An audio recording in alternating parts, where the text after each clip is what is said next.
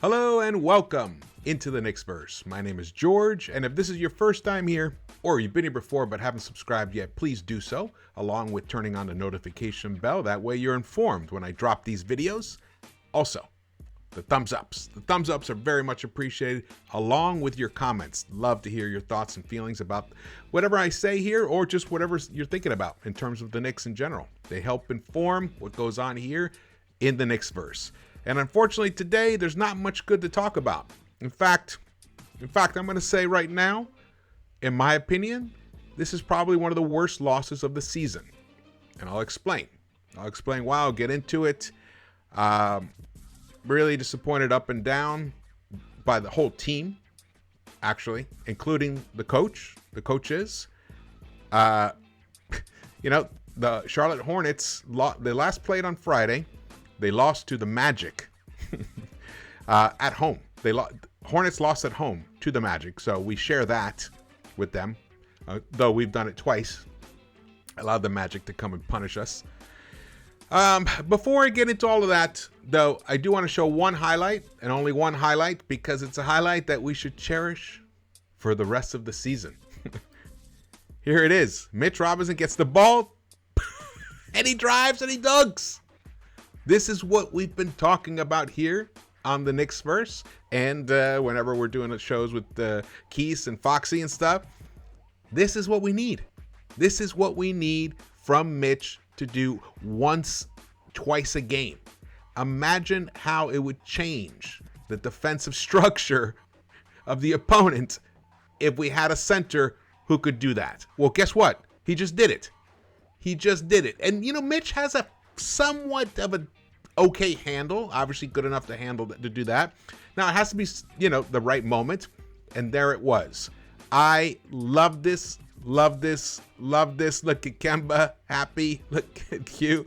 I mean, this is something that this cannot be downplayed. You cannot downplay that. That has to be totally rewarded and cherished. Unfortunately, the Knicks just couldn't do much outside of this. We scored 87 points tonight against a Hornets team that was without its very best player. LeMelo Ball didn't play. Nope. But guess what? We allowed Miles Bridges to go crazy to get the most points he's ever had in a half, and he ended up with 38 points. Now, bizarrely, I made this claim. I made a claim at the halftime call that I have sometimes with Macri. And I said, I bet the Knicks hold the Hornets under 40 points or less in the second half. Well, I didn't expect it to be like this. They did it. They only allowed 35 points to the Hornets and still managed to lose this game. Oh, man. All right, let's get into it. Here we go. 97-87. As you can see, the Knicks could not hit their free throws. The Knicks missed more free throws. Oh, man. Actually, that is not correct. That should be 11 of 21. Why is that? Yes, it's 11 of 21. That was a typo. The Knicks shot 52.4%. That's correct from the free throw line. Randall and RJ, they could not get it going tonight. They combined for 38.2% overall. It's pretty sad. Here was the game flow. The game was really way out of hand. The final score is not indicative of how out of hand this game was. Man, this was a bad loss. The Knicks did not look prepared at all for the Hornets to come in. I don't know. They looked like they just wanted to kind of like chill and ease into the game, and the Hornets just came out and boom, pounded them right away. Pounded them. In fact, in that first quarter, we got destroyed 34-23. We were down 11 points at the end of that first quarter. At the half, we were down 18. It was 62-44. And then, we battled a little bit in that third quarter, but couldn't really get anything going. And the game, we even lost that third quarter, 24-23. Very depressing. Very depressing. And here you can see Julius, 6 of 16. He was smoked. Julius was, man, the guy was singed tonight by Miles Bridges.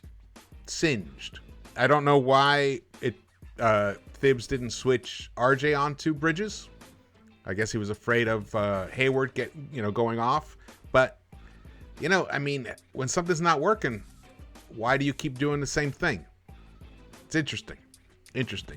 Julius did hit 3 of 7 of his 3-point attempts, so that was nice. He got 10 rebounds. RJ, they both finished with 18 points, RJ and Julius, but RJ shot 7 of 18, only 2 of 6 from the 3-point line, but he did get 12 rebounds himself. But Alec Burks, the starting point guard of the New York Knicks, played 26 minutes, 1 of 4. Didn't even attempt a 2-point shot.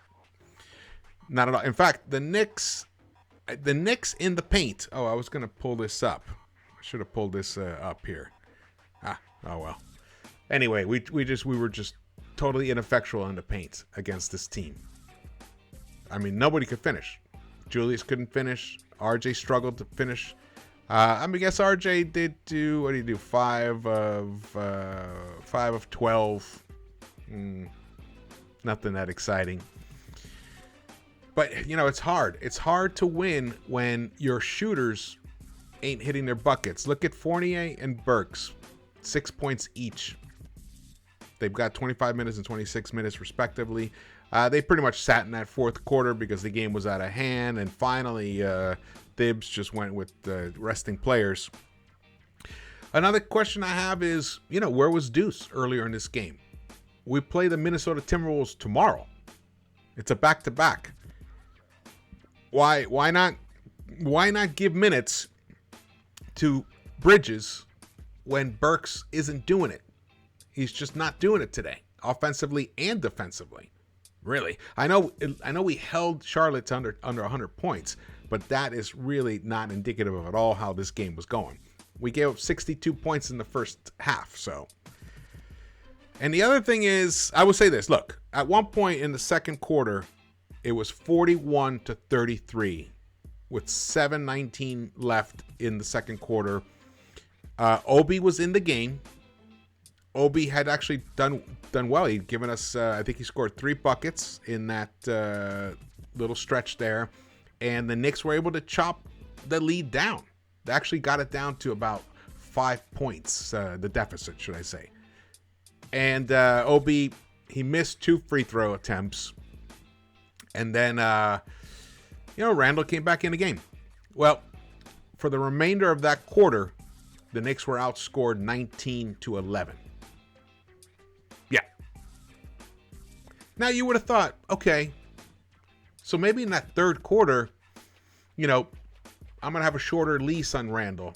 Maybe he's going to continue to get cooked by Bridges, or he's not going to provide any kind of offense and leadership. Well, that's kind of what happened. And yet, we didn't see Obi at all in that third quarter.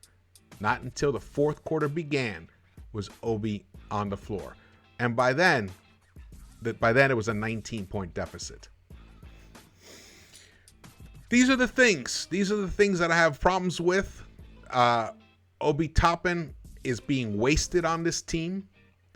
And I cannot come up with a plausible reason why, other than you just keep hoping, and I say you, I mean Thibs, just keeps hoping that somehow Randall will wake up.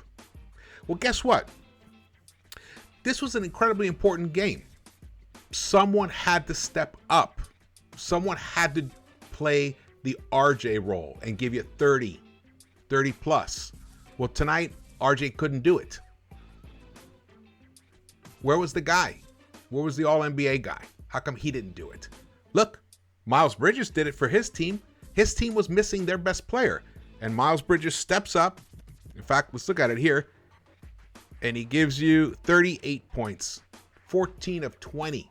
The guy was scoring from all over the place. 5 of 9 from the 3-point line. Now, was Obi's defense not up to par on Bridges also? Yeah, but guess what? Obi was making them work more on the other end by being more elusive with his body positioning, his attacking the rim. And also, I mean, just I just don't understand how you can justify giving. I mean, he got 17 minutes tonight, OB, but it was just that fourth quarter, really. So I believe he only had 5 minutes. He only had 5 minutes through 3 quarters. Your top draft pick of 2 drafts ago, 5 minutes in 3 quarters in a game that you're losing by 19. Just let that all sink in. I'm not going to stop. I'm not going to stop with this situation with Randall and Thibs and Obi until something is resolved. This situation is ridiculous. Why do you not hold a player accountable when they're not playing up to par? Just having them on the court, running around, grabbing a couple of rebounds isn't what we need him to be. We need him to be a force. We need him to give us buckets, to rain pain upon the opponent.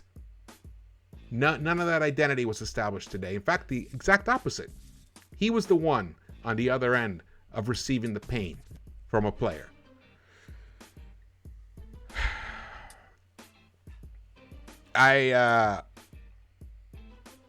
This was a big game. We should have won this game. We needed this game.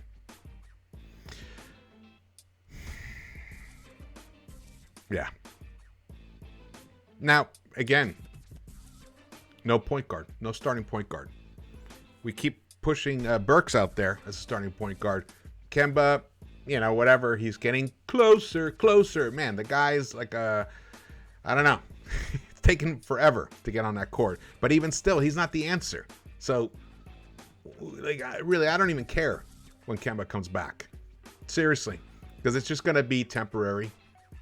I mean, hey, prove me wrong. I would love that. But I've been saying from the beginning, when Kemba could not continue his effort in those first 10 games, you could see he wasn't giving it his all. He wasn't driving to the basket, and the Knicks were suffering. Then another 10 games of that, he was sat, and then what happened? He finally got an opportunity because of COVID and Rose getting injured. He took advantage of it, played really well, 5 games or so. Now he's been gone since. That kind of inconsistency is crippling for a team trying to establish an identity. So, again, what was the point guard position plan from the beginning of this season? I don't see it. I see a lot of confusion, and I honestly, we're lucky to be at 500 right now, considering that situation. We're lucky to be at 500. Now, some of the positive things are that, RJ still was able to, when the Knicks needed a bucket, he did get you a bucket here and there, but it just wasn't enough. It wasn't at the frequency. He didn't have it tonight. Really could have used Randall or Burks or Fournier, anybody else to step up. None of them did. Incredibly disappointing. I don't know how many times I'm going to say that. Just look at the plus minus. Julius, minus 22. Mitch, minus 25. Burks, minus 17. Fournier, minus 16. RJ, minus 16. Now, look at Obi Toppin, plus 12. Now, that's going to be misleading because a lot of that was during that run in that fourth quarter when they were to cut the lead down. I think it was like a 19-point deficit, and they cut it. There you go. Well, we won that quarter by 9, so there you go. But still, even with that being said, he was a plus player when he was on the court in that 5 minutes in that second quarter, but never to be heard from again. All righty. Here we go. You can see the good thing is, RJ did play some good defense on Hayward, neutralized him to a certain degree, kept him to about 16 points. Rozier caused problems. He always does. Hit 4 of 11. He actually, when there was a little bit of moment there where Bridges wasn't getting anything going in that third quarter, Terry Scary helped lead the way for them during that stretch. That third quarter was key, man. I can't believe we came out And we can only score 23 points in that third quarter. Actually, that was the most we scored in the quarter. We scored 23 in the first quarter as well. But I was expecting these Knicks to be sitting there in that halftime and thinking about, hey, man, we're at home. They don't have LeMelo. They're up by 18, but we were able to cut the lead down at one point. I think we can come out in this third quarter, make a nice run, take this game, and maybe close it out in the fourth quarter. Knicks have had comebacks before in the past. Nothing. Where was the pride, Julius? Where? You were getting cooked. Where was the pride? Really bummed. You can hear it in my voice, man. I just don't understand that mentality. You have a team. You're the leader. Or anyone in that starting unit. Why are you waiting? Like, okay, the zone? You gonna cry to me, River, about the zone? Get out of here. In fact, you guys have actually done very well against the zone recently. So,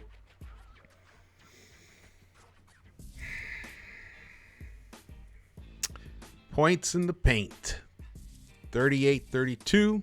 Again, that doesn't tell the story because a lot of those, they came in that fourth quarter. But the free throw shooting, man, that was really atrocious. That killed us. The points off turnovers also, we had 15 turnovers. They only committed 7. Now, that just means not enough physicality on the Knicks. You didn't put them under enough pressure to make mistakes. Now, the refs were a problem for the Knicks. Hornets were more aggressive, so hence, they were more aggressive physically, defensively. Hence, their fouls were, a lot of fouls didn't get called. But the Knicks were kind of passive. So whenever there was any kind of attempt to challenge a shot in any way, boom, foul call. And the points off turnovers, they had 14 points off turnovers. So we were -7 in that category. And you can see we lost by 10, but really the game was over way before that. So it's hard to really put too much into that. Knicks lost 97-87 to the Charlotte Hornets. They're back to 500. They're now in 11th place in the Eastern Conference. We could have been in 7th, as high as that, or at least tied with Charlotte if we had won. This is what we did.